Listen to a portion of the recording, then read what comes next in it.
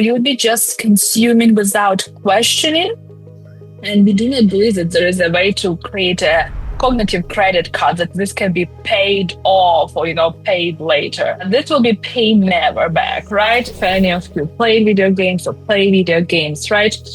When you play and it's challenging, but not too hard, you're going to continue playing because you have this idea of, it's actually tough, but I'm doing it. I'm getting better at it.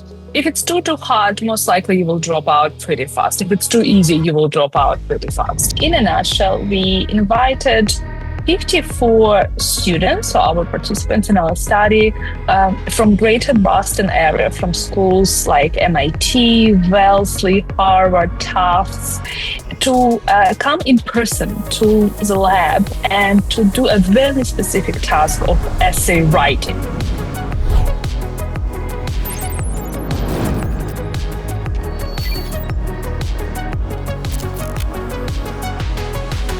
So on today's episode, we have Nataliya Kosmyna, who is a research scientist at the MIT Media Lab. And she is behind the study that is called Your Brain on ChatGPT. Yeah, so we were very thrilled to have Nataliya as a guest on the podcast. Her study went completely viral as one of the first really in-depth scientific studies trying to measure how ChatGPT is affecting student performance. And she's coined this fascinating term, cognitive debt. Right. So we're very much looking forward to discussing all of this with Nataliya Kosmyna. Nataliya, we'd love to start off by just asking if you could please summarize how you structured this incredible study. Yeah, absolutely. Well, first of all, excited to be here with you. And so the paper is 206 pages, so I really would not be able to cover all the ground. So I can give a brief summary of what we have done and some of the findings, but I do highly recommend obviously checking the paper. There are summaries within the paper. So I definitely recommend to everyone who watches or listens to actually do that. But in a nutshell, we invited 54 students, so our participants in our study, from Greater Boston area, from schools like MIT, Wellesley, Harvard, Tufts, to come in person to the lab and to do a very specific task of essay writing. And we divided those students in three groups. One group was allowed to use ChatGPT and ChatGPT only, so an LLM, large language model.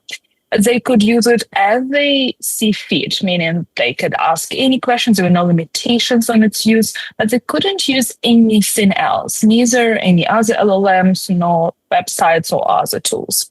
And the second group, we call it internet search, or Google. That group was allowed to use internet search, so Google in that case, as they see pleased. So they can go on any websites without any limitations, except they couldn't go to any websites that host any type of chatbots. So they couldn't go on ChatGPT, etc., etc. And also the functionality that summarizes now the search request, so the summaries that you might be seeing on top, the generated one, that was off. So they really got what we call old school Google, OG Google, as we remember it still. I mean, at least, I guess, some of us remember it, how it was. And then finally is the third group. That group we call tools free or brain only in the paper, because that group was not allowed to use any tools whatsoever. No internet, no chatbots, no nothing was allowed in their use. So they needed really to just use their brain to write their essays. Essays themselves were very high level topics, so nothing like specific. Because imagine I'm going to ask you to write something about quantum physics and you actually know nothing about it. It would be very hard, even with the use of an LLM, to maybe write anything coherent. So we gave topics like, what is true happiness? What is perfect society? Should you think before you speak? So something that hopefully you do not really need prior knowledge to write those essays.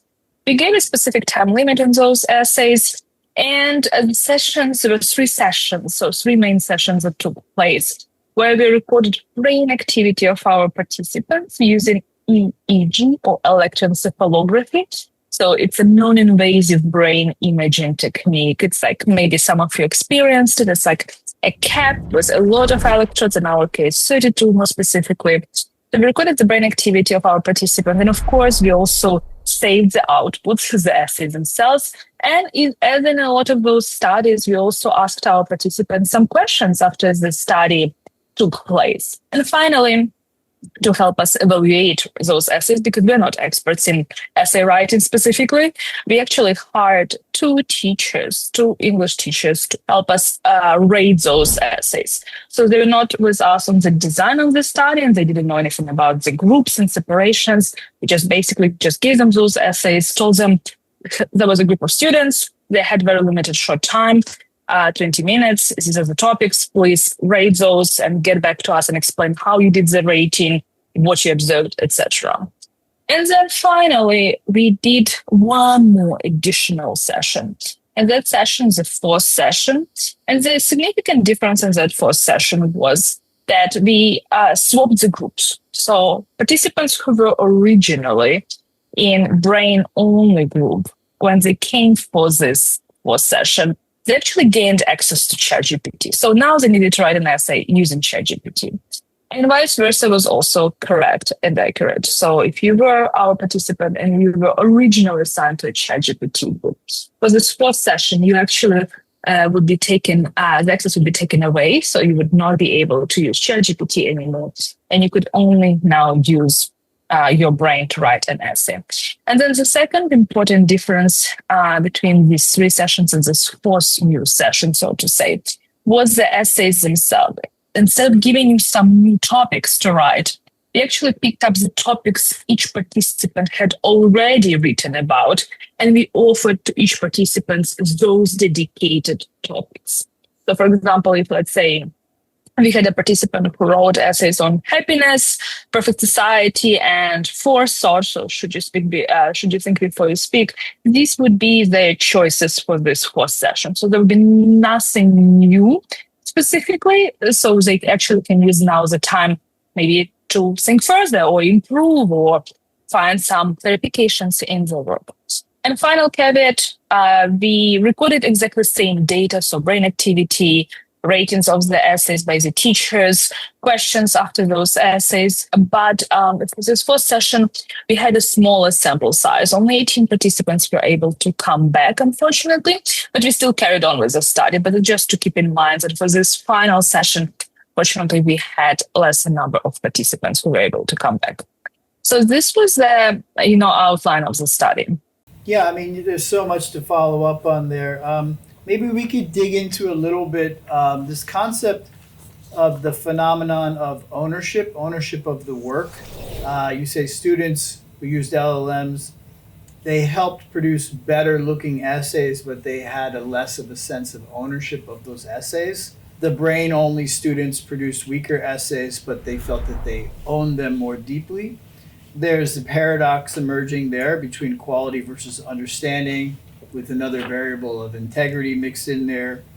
And it's interesting because that directly resonates with my own experience and maybe with yours as well, Alessandra, and also other teachers that I've spoken with, colleagues of mine.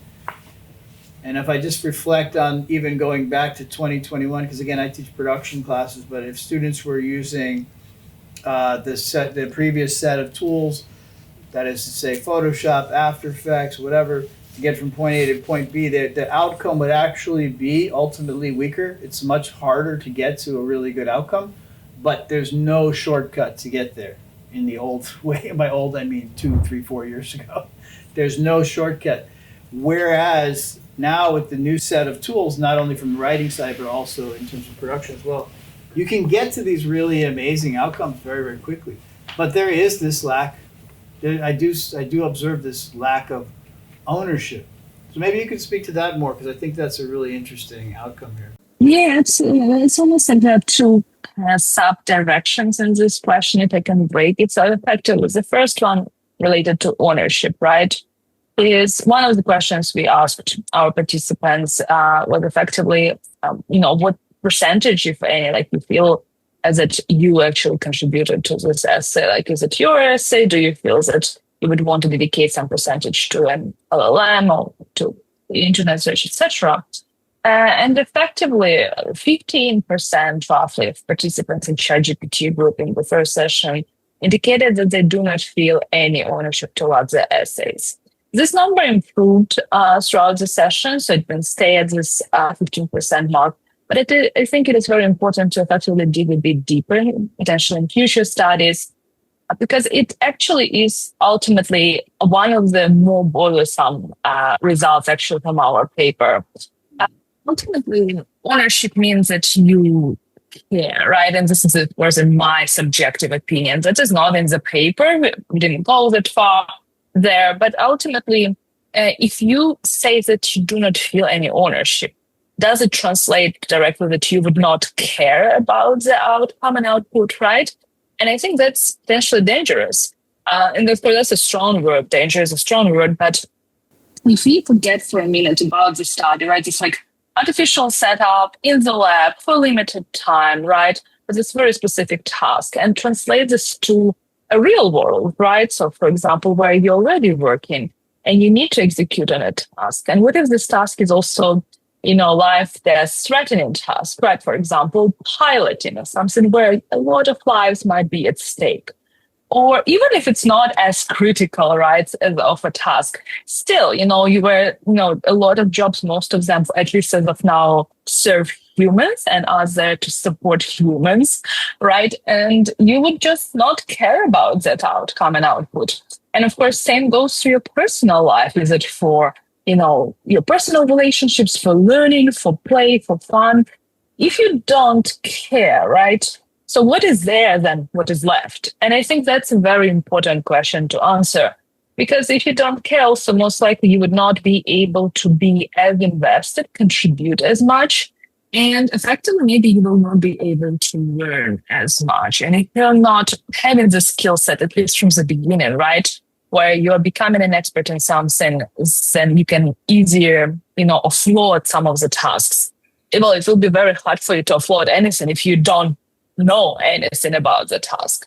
But second point, right, that you also made about give an example of your students using different products that I would also concur. I'm not a designer by training. I'm a computer scientist by training, but effectively, of course, I'm exposed to a lot of the designer tools, and I was exposed to a lot of them.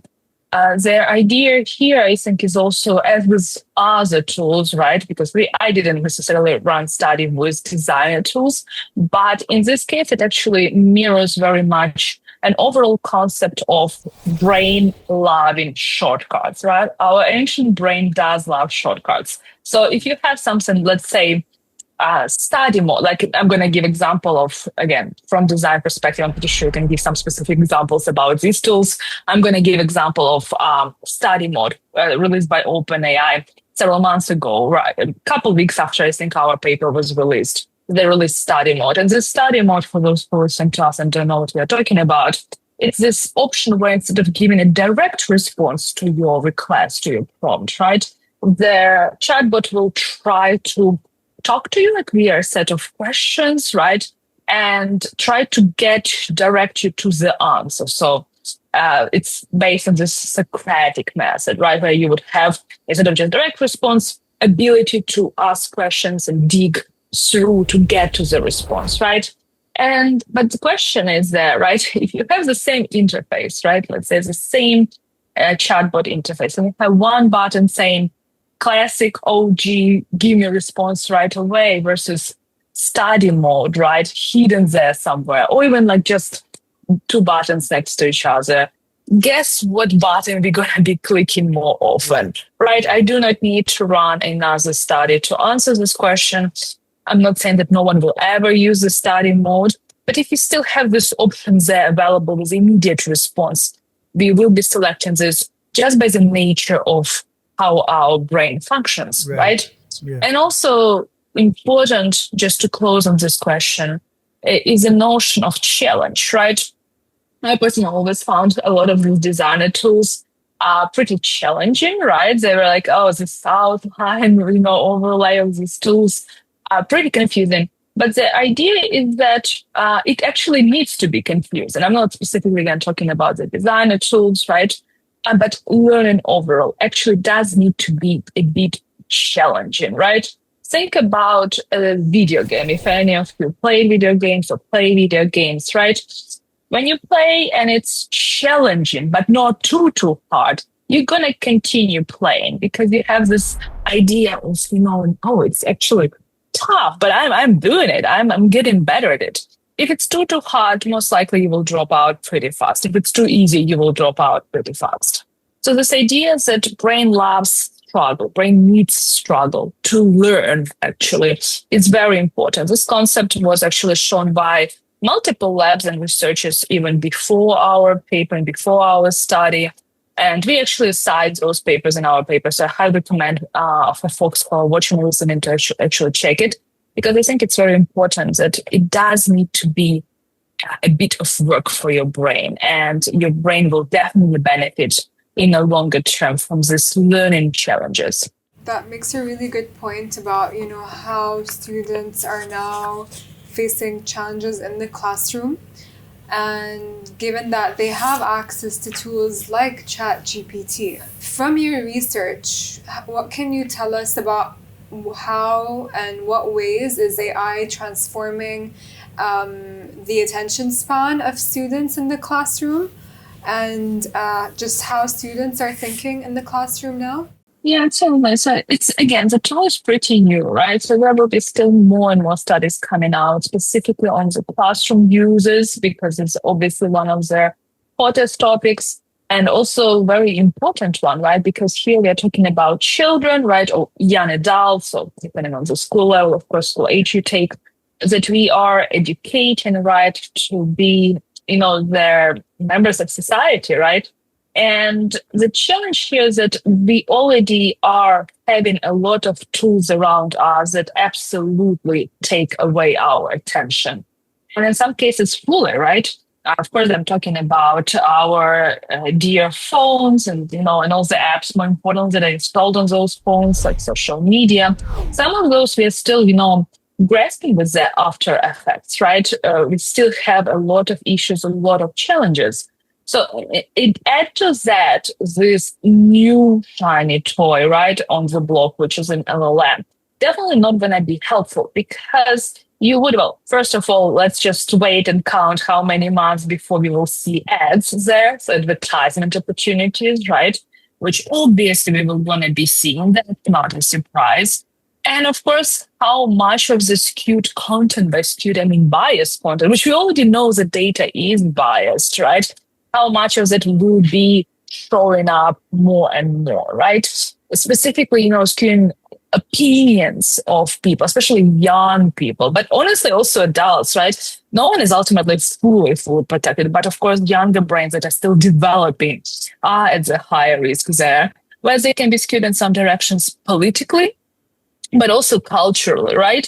There are several papers, right? One, I remember this paper is, I believe, from Cornell, and they were talking about recipes, some recipes, kitchen recipes, right, related to a specific region in India. So very specific recipes that are culturally, of course, important to that specific region. And with that recipes, you use very specific spices. So it is really, one of the, very, very specific, but also very common cultural products, right, from a culture. And when you use an LLM that is like westernized, as we call it, right, that those spices, very specific ones, to that region, to that recipe, translated into a common salt and pepper suggestions, right? That is just westernized versions of it. And again, you'll be like, oh, is this such a big drama? But ultimately, it actually is, right? Because you are potentially taking away and from the culture of, another group of people, big group of people, and will just simplify it all with salt and pepper for your recipes, right? And it obviously goes much further beyond just recipes. So we do need to consider that these biases are sleeping in, and they are heavy and they are overall present. So that also is very important, because if you're going to get a student in the end of their 4 years in school, depending on the age we are taking, right? Like 7, 6, 8, etc. 4, that would be literally just a consumer of a specific corporation's product or specific bot, and they will literally lose all of their uniqueness, all of their culture representation, right? What we're going to end up having, some average Joe, Jane with very filtered thoughts, right? Because that filter was what was fed as an output by the system, right? And again, it doesn't look like done, it's very seamless, of course, right now, but it's something we do need to consider and really seriously talk about and have very strict guardrails about. Definitely, and I think just to add to that, so in your research, you built neuroadaptives that were attached to your participants, and that just made me wonder about the concept of wearables.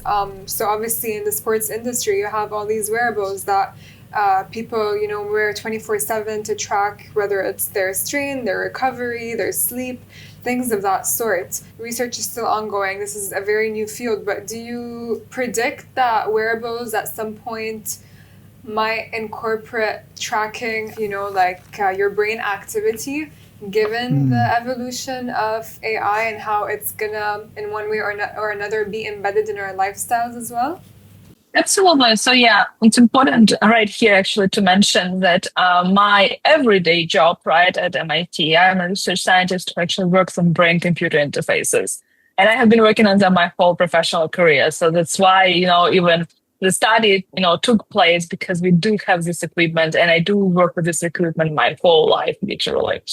And the idea here that, of course, for me, ultimately, right, and I know that's going to sound like absolutely crazy phrase, what I'm about to say, but LLMs are a thing of the past to an extent, right? We are, there's a lot of things to figure out, right? But ultimately, we are right now headed into robotics space, right? But for me, the ultimate space is in neural computing, one of the next phases of, a computing era that we have lived through, right? Right now, we are living in spatial computing, right? And neural computing will be the next one. And of course, I do work with wearables. I actually, in my background, for those who are watching and not listening, my background, you literally see photo actually of the devices we have built at the lab. So we build in, glasses, earbuds, headphones, add-ons for XR systems like Vision Pro and others. Literally, we are working on those. So of course, and a lot of people, I'm pretty sure, almost everyone right now listening or watching is having some type of wearable device like an Apple Watch, an Oura Ring, a Fitbit, something else, right? Or very wearing a device on their body, right? So a lot of people have devices inside their bodies already, right? And those are not even, I'm not talking about neural implants, but devices that actually, help pump the, blood from into the heart, help with the hearing, and so much more. And that is very important to understand, right? That all of these devices at some point will be fully on our bodies. Like we see recent releases by Meta, and of course others that are working on the glasses, right? Each major company right now does have some type of eyewear or earwear, like earbuds or glasses, in their pipelines already developed. And we will see more and more of those. At some moment, the phones will be replaced with those. And of course, they will be measuring, they're already measuring, right, our heart rate, our skin conductivity. So all of these things to, reduce our tension, reduce our stress level, reduce our emotional level, and so much more. This will be happening. This will be coming. And there is a great opportunity right now, unlike with LLMs and social media, to actually store and actually come up with some specific guardrails for this type of technology. Back to the point of, tracking right now in the classroom, we have unconfirmed, so I need to say that it's very important. These are not confirmed officially, but multiple reports about the Alpha School. So you might have heard about the Alpha School. That's a US, VC-backed schools that are apparently AI first and LLM first schools where there are no teachers. They call them guides, I believe. So there are obviously some of these guides present, but the idea is that children learn just using AI. And there are multiple of these schools and open actually in each of the states in the United States right now. And they are very, heavily promoted here by, again, VCs.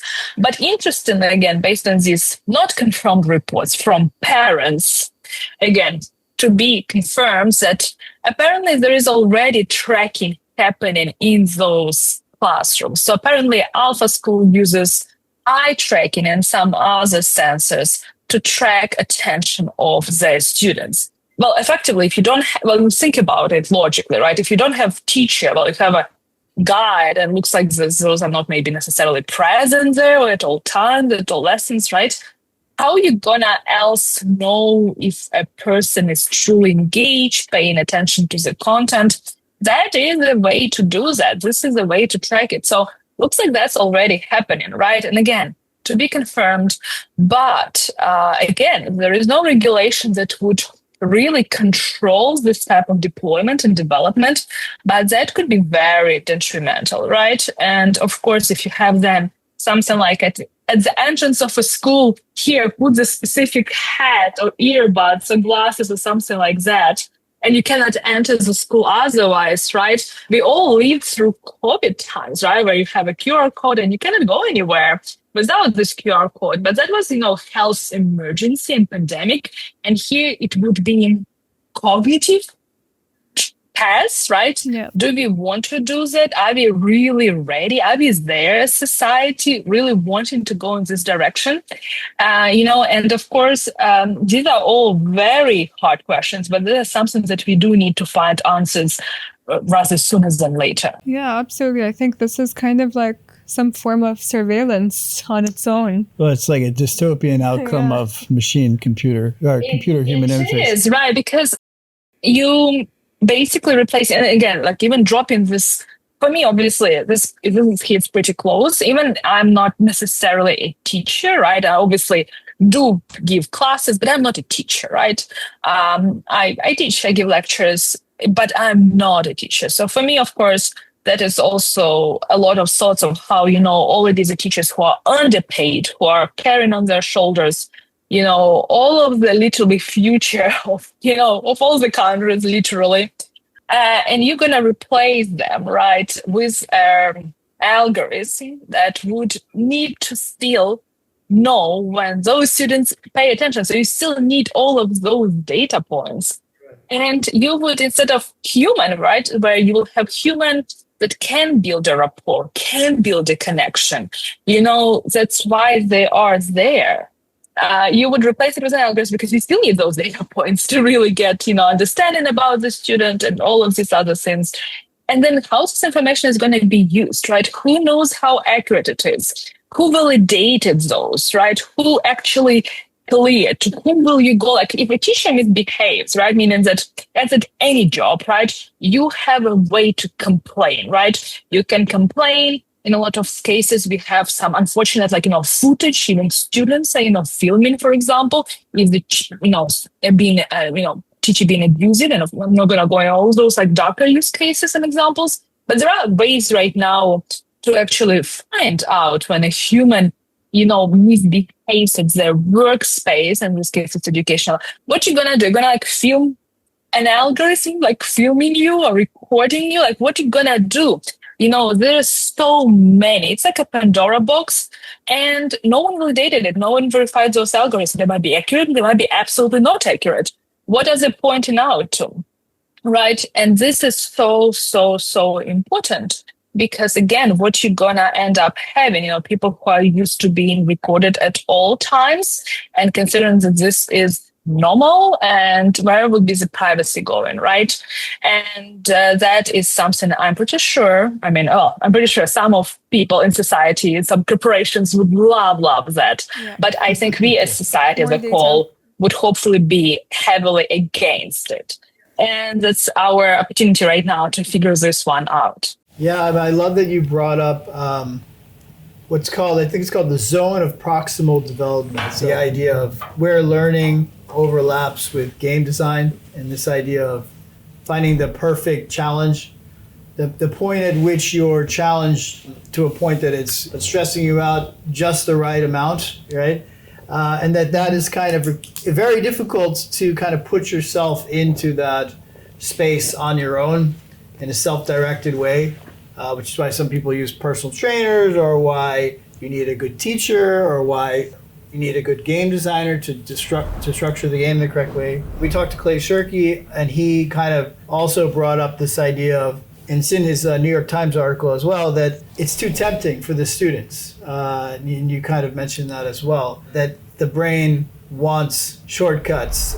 So it's difficult for a student under pressure, under time pressure, and with the incentives as they are, to take the harder route, even though it's nobler. It's unlikely to happen, and it's too tempting to find the shorter path.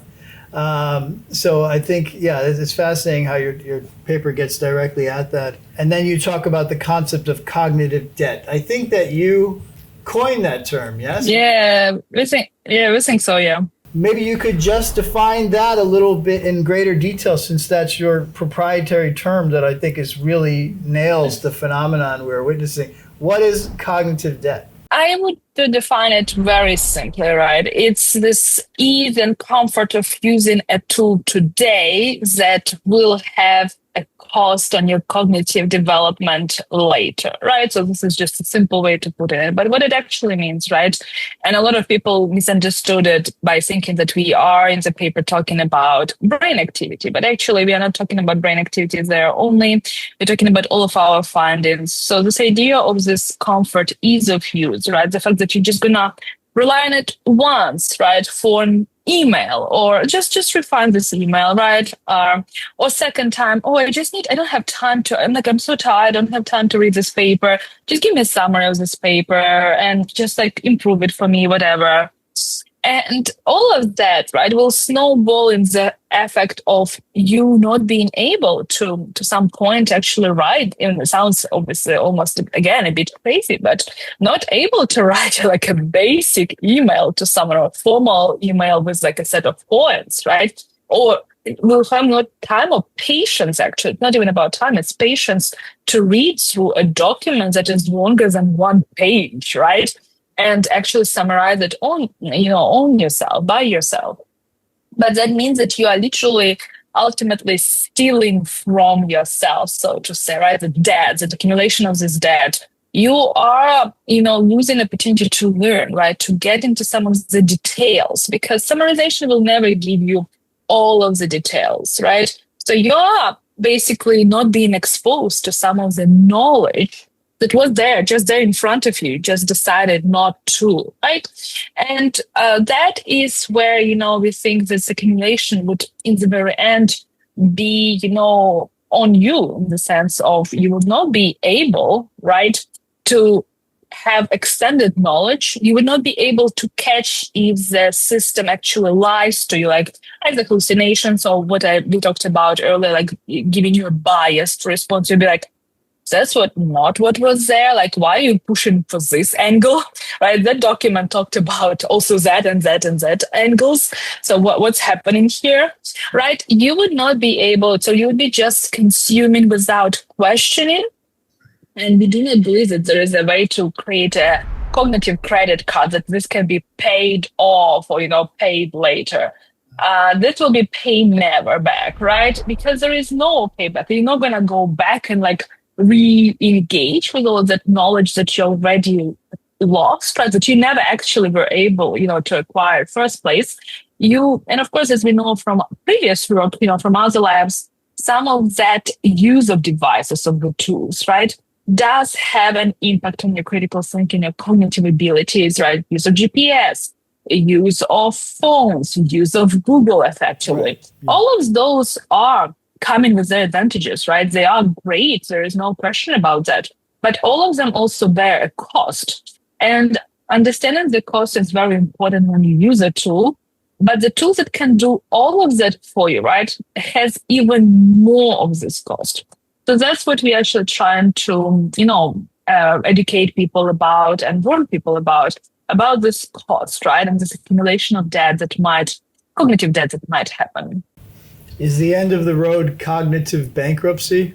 I mean, it's cognitive bankruptcy, and some of people obviously talk. This is a strong term, but also cognitive atrophy, right? You would be losing on some of those abilities, especially if they were not fully developed in first place. Again, the vocabulary atrophy is strong, but most likely we will be seeing some of that.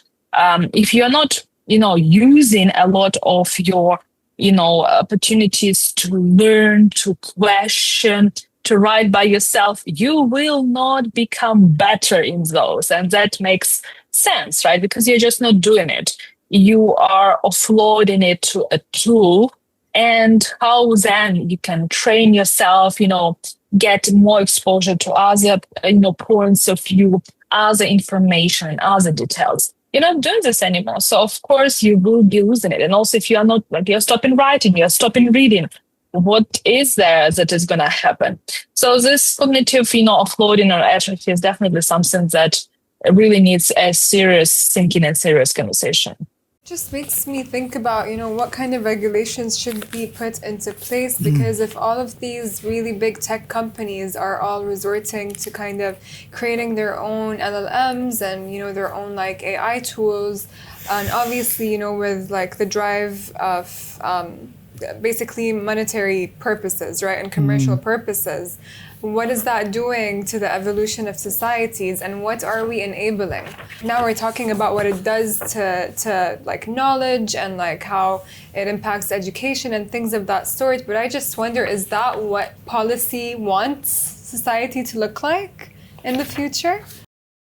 So I think that's why we do need to really, be more, I would say, demanding of our policymakers and our respective governments, right? For them to be more proactive, not reactive. By reactive, I mean, hey, LLMs appeared, right? It's barely 3 years, right? We had the first, GPT in December of 2022, right? And surprise, surprise, it was not done overnight. It was not designed overnight. We knew about it coming, right? So regulations should have been in place back at that time, right? And of course, you cannot perfectly answer all the questions. You do need experts like scientists in your respective countries. And obviously, international cooperation obviously needs to be present here. So we can immediately put resources and those billions of dollars not only to GPUs, but also to humans, right? Those GPUs are supposed to serve humans. Remember this connection? Looks like those companies rarely even mention the word human. And that is so important, right? The government should step up their game, not on a new data center that will cost, again, a fortune to a regular, taxpayer, but they need to step up, understand what this technology does to the brain of the taxpayer, right? And how they're going to be in their hand in control of that taxpayer, right? That is something really, really important to understand. Because if the, thoughts are coming from the place that is being controlled by another corporation, another country, another continent, it will be very hard to rewind that, right? Back to the cultural aspect, right? What I mentioned. What I'm hearing that in some countries in Europe, I believe it's Denmark or Norway, I would need to check. They do have their own releases of and I think also Switzerland. They have their own releases of their LLMs that are, again, specifically focused on their cultural aspects of those countries and their constituents, which is super important. And that is, I think, interesting first step, right? We are hearing that definitely was received very positively. And of course, I cannot stress more, it's obviously biased, but the educational, aspect of all of it in schools, right? Both kindergartens, high schools, and universities. When do we implement it, right? This formal, so fear of missing out, there's really nothing on missing out there. So do we really ensure that whatever system is being right now implemented in the school, the current school, is really the most beneficial for the well-being learning of those particular students, right, or school children? For example, do we need to partner with a corporation like OpenAI to have this development of that chatbot in that classroom? Again, what if we are using an offline version, right? So open source versions that runs locally. So again, you do not need this online internet connected presence. And, your school teacher can train this model locally on off-the-shelf computer. They don't need 75 GPUs that cost thousands upon thousands. And they can see with their class, and within 2-3 days, the trained model on a specific problem. They can discuss advantages, challenges, hallucinations, a lot of learning opportunities, right? Even in our paper, we found that, in our case, participants, right, and of course it's a small sample, but participants did better when they first used their brain to solve a problem, surprise, surprise, and then they got introduction to a tool, right? So it's same here. We're not going to say that a high student or a student became an expert in some subject, but if they at least were exposed to it before the use of LLMs, Right. most likely they will develop some of the expertise that would be potentially enough for them to actually discern when they are, getting something that is absolutely incorrect, right, as a response, or something that is being manipulative as a response. And finally, the point is that I cannot stress enough how important it is to, of course, ensures that some of these regulations are more fluid, meaning that technology changes very fast. So there should be more mechanisms to ensure that, some of those can be voted and changed and adjusted really fast. So it's really old way of thinking, old way of doing things would not work with this new technology because there will be more and more things showing up. The ones that we briefly talked about, the brain-computer interface and the neural computing will be the next huge thing. And humanity is not ready for that, but they are not being asked. That's very important. And that, is a great opportunity to bring human back in the loop and actually make those decisions together. Because otherwise, someone will make those decisions for us and it'll be just a bit too late, right? Well, you have been incredibly generous with your time, Nataliya, and we're so impressed, again, with this groundbreaking research that you're doing. You're doing a service, I think, to educators everywhere to understand this phenomenon of generative AI and how it's impacting the classroom. To get into kind of like thinking about solutions, one of the many interesting parts of your study is that you were able to reveal where and how to fold in generative AI into the flow, and you kind of found that if you introduce generative AI at one stage as opposed to another, it can actually lead to better or enhanced learning outcomes. So with that in mind, and then combining that with your work that you said you're doing in human-computer interface and your passion in that area, and as you say, all the big tech companies are going in that direction. And even OpenAI, they hired Johnny Ive for some like $6 billion or something. They're building something. It's not clear what it is. But what do you think solutions could look like with regard to human-computer interface, with whether it's wearable or implants? How do you see humans having a harmonious relationship with this technology and how you would design it? Yeah, absolutely. So I think what we need to understand, right, and this is getting into the direction of ecosystem and infrastructure, right? So it's a slightly different conversation for how one needs to design and build and think about those. And there's a lot of reasons, right, why OpenAI is looking into their own hardware, which is consumer hardware, right? Very important.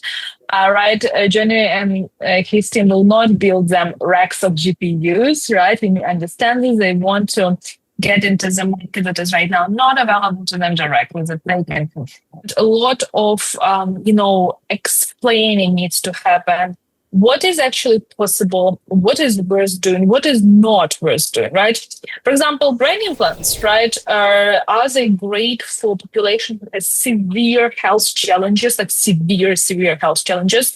Yeah, there are several very specific recorded use cases where deep brain stimulation, right? Some use cases of very, very, very, heavy use cases of epilepsy and others, where these, people can benefit dramatically, right?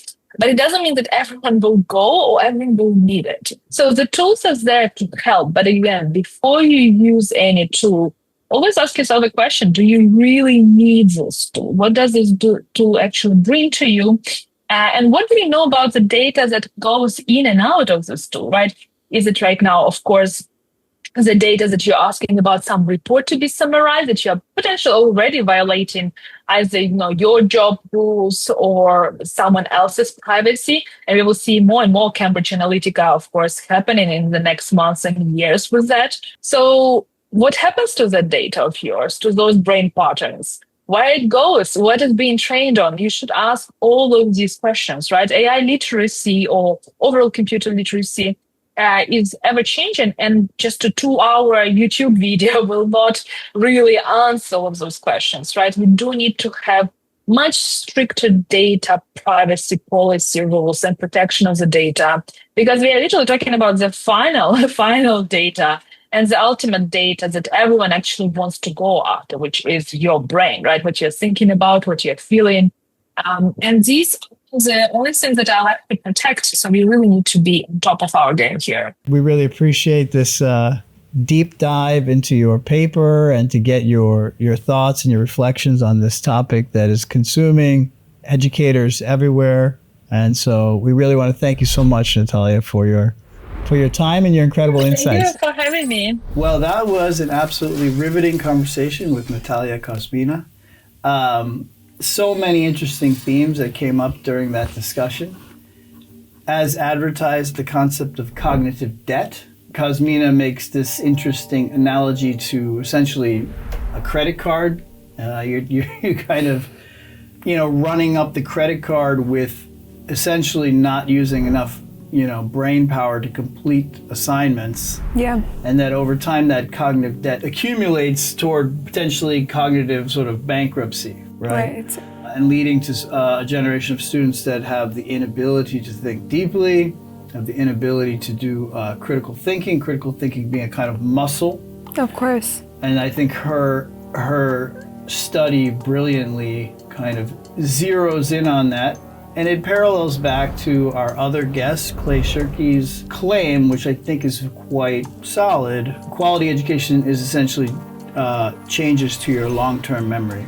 Absolutely. And to make those happen, it's not going to happen if you are just constantly outsourcing your critical thinking to ChatGPT. Of course, and I mean, as you mentioned, it is a muscle, right? Your brain functions as a muscle. And for you to just develop your critical thinking skills and your analytical skills, you do have to put in that work, right? Yeah. So if you're using an LLM to just generate your work from A to Z without having any input from your end, whether it's your own research or your own writing or your own critical thinking, then of course, over time, what kind of skills are you developing? Right. If you're fully relying on these LLMs. So then, without being completely negative, we can touch on something we did ask Nataliya, which is how can the LLM fold into a learning process in a positive way? I think we proposed and discussed the concept of sort of just-in-time learning, where the LLM is there as a guide on the side or an expert in your pocket to answer a specific question in a specific moment.